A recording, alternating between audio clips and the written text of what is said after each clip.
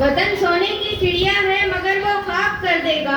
वतन सोने की चिड़िया है मगर वो खाक कर देगा। जमीन हिंद के हर जर्रे को वो नापाक कर देगा। गुजारिश है मेरी इससे हुकूमत छीन लो वरना।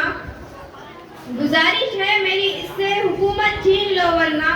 लगाकर आग नफरत की वो सब कुछ राख कर देगा। इस जलसे से लगी सदर साहब, मेहमान खुसूसी मुअज़्ज़िज़ व मुहतरम असातिज़ा इकराम और मेरे हममकतब साथियों, अस्सलामु अलैकुम व रहमतुल्लाहि व बरकातहू। वालेकुम अस्सलाम व रहमतुल्लाहि व बरकातहू। आज हम यहाँ यौम आज़ादी मनाने जमा हुए हैं। हिंदुस्तान में दो ही त्योहार ऐसे हैं जिसे हर हिंदू, मुस्लिम, सिख, ईसाई और तमाम मजहब के मानने वाले एक साथ मिलजुल कर मनाते हैं। वो है यौम आज़ादी और यौम जमहूरिया। यौम आज़ादी को हम आज़ादी की खुशी मनाते हैं और यौम जमहूरिया पर अपने खुद के बनाए हुए कानून पर नाज करते हैं।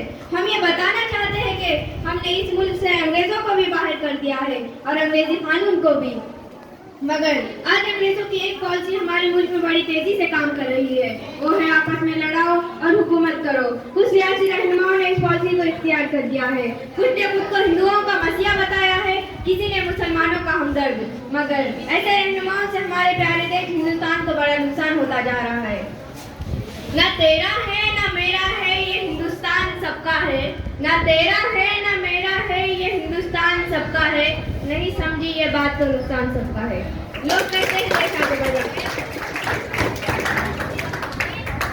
लोग कहते हैं देश आगे बढ़ रहा है, जबकि देश के देशवासी अधिकार की ओर चले जा रहे हैं। कई नौजवान रोजगार की तलाश में भटक रहे हैं। लोग महंगाई से परेशान हैं। किसान आंदोलन पर आंदोलन किए जा रहे हैं। क्या इससे हमारा देश आगे बढ़ेगा? हम लोग फिर से गुलामी की तरफ बढ़ते जा रहे हैं। एक एक करके देश की मिल्कियत बेची जा रही है। एक दिन हमारे मुल्क पर कुछ नंबर लोगों की हुकूमत हो जाएगी और हमारा देश किसी और का नहीं बल्कि हमारे हिंदुस्तानियों का ही गुलाम बनकर रह जाएगा। फिर ना तो वोट की कीमत बाकी रहेगी, ना ही अवाम की किसी बात की कोई अहमियत होगी। दुनिया में कई देश ऐसे हैं जहां ना तो इलेक्शन होता है ना कोई सियासतदान, मगर हमारा देश दुनिया का सबसे बड़ा जमहूरी मुल्क है। हमें अपने मुल्क पर नाज है। हमें हमारी देश की शान को बरकरार रखने की जरूरत है।